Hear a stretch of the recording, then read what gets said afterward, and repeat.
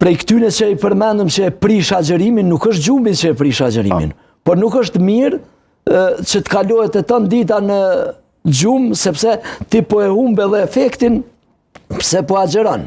Se agjerimi e ka dhe atë efektin e ndjenjes tonë të urisë, që të ndjesh edhe me ata njerëz që nuk kanë, me ata njerëz që janë të varfër, ta ndjesh urinë, jo masi të hangësh syfyr, e falë sabahin ose vazhdon mo deri një kindi ose pak para akşami me bo gjumë, kjo nuk është në rregull, e dobëson agjerimin tonë. Përkundrazi po e krijon një problem edhe shëndetësor, sepse gjumi i ditës nuk është i shëndetshëm.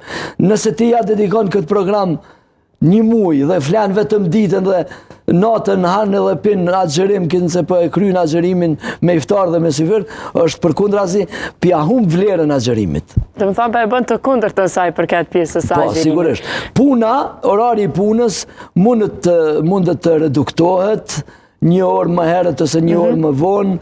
Në shumë vende, edhe në Evropë dhe në vende tjera, shohim që njerëzit që janë agjerueshëm, pronarët e kompanive të tyre ja u bën një orar pak më ndryshe për shkak të agjerimit, ose ardhja atyre një orë më vonë, sepse kanë qenë agjerueshëm, janë qenë syfyr, kanë nevojë pak mas asaj periudhe më flajt, pak më gjatë. Janë këto rregulla cilat respektohen, themi, në shumë vende edhe të Evropës, që ne i vizitojmë shumë shpesh dhe i shohim jo njerëz që janë musliman, po edhe të krishterë, që shqiptarët punojnë tek gjermanët ose zvicranët, thotë jo ti në muajin e Ramazanit do të bëjmë një orar ndryshe për ty sepse ti je agjerueshëm.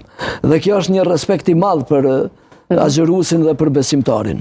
E shoh shpesh, zotëri Sidiu, që edhe fëmijët kanë dëshirë me agjeru. A kemi një moshë këtu të saktuar kur mund me fillu agjerimin? Se e dim që obligueshmëria e Ramazanit e agjerimit është që nga mosha madhore.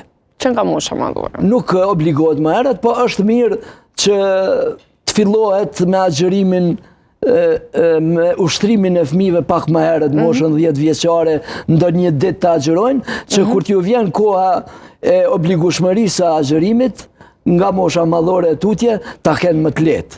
Kjo është periudha, domethënë fillohet nga mosha madhore e deri në pleqërinë e skajshme, përveç atyre që kanë smundje kronike dhe nuk mund të agjerojnë, ata e paguajnë fidjen ose një pagesë të veçantë, pleqt për shembull që janë të shtyrë në moshë, nuk kanë mundësi të shërimit ose nuk kanë mundësi të agjerimit, ju dëmtohet shëndeti dhe mjeku i ka thonë që ti nuk guxon të agjerosh, sepse të dëmtohet shëndeti, ai nuk e ka për obligim Ramazanin, nëse ka mundësi materiale e shpaguan ato 30 ditë të Ramazanit me 2 shujta ushqimore për të varfrit.